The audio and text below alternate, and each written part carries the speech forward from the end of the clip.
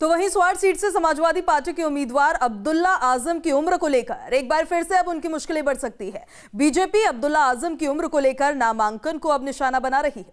नामांकन को लेकर बीजेपी के वार पर अब्दुल्ला आजम ने भी चुनौती पेश की है। हालांकि उन्होंने साफ कर दिया मामला कोर्ट में है और चुनाव आयोग के सामने है।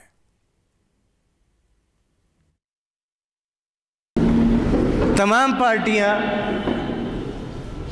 इस बात पर खासतौर पर स्वार में इलेक्शन के इंतजार में है कि किसी सूरत इसका पर्चा खारिज हो जाए। आजम खान के बेटे और स्वार सीट से समाजवादी पार्टी के उम्मीदवार अब्दुल्ला आजम की दावेदारी पर संकट के बादल मंडरा रहे हैं। आजम खान के बेटे अब्दुल्ला आजम के नामांकन को लेकर फिर से विवाद है।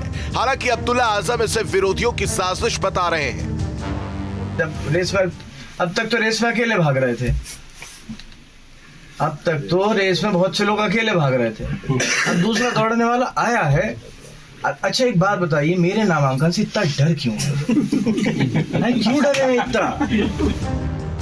उम्र विवाद के कारण ही 2017 के चुनाव में जीत के बाद भी अब्दुल्ला आजम की विधायकी रद्द हो गई थी। अब अब्दुल्ला आरोप लगा रहे हैं कि विरोधी पर्चा रद्द कराने की साजिश रच रहे हैं। बात नामांकन करें, नामांकन करने का अधिकार है किसी को भैया। जो हमें करना है हम करेंगे।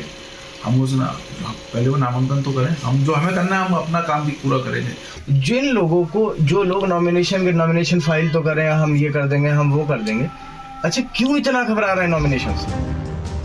दरअसल 22 के महासमर में उतरे अब्दुल्ला आजम 2 जन्म प्रमाण पत्र होने के मामले में अपनी विधायकी गंवा चुके हैं। हालांकि इलाहाबाद हाईकोर्ट के फैसले को सुप्रीम कोर्ट में चुनौती दी गई है, जिस पर फैसला आना अभी बाकी है।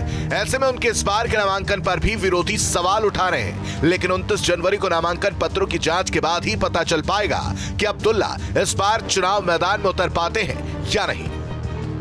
वो पहले से नामांकन पे आपत्ति लगाए ना। अरे भाई चुनाव लड़ो, जनता के बीच जाओ, जनता के मुद्दों पर बात करो, जनता को भरोसा दिलाओ। चुनाव से क्यों इतना डर है?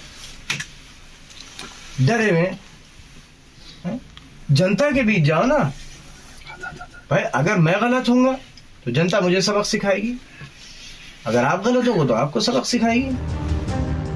उम्र को लेकर अब्दुल्ला आजम 2017 के चुनाव में स्वार टांडा से जीत के बावजूद अपनी सीट खो चुके हैं।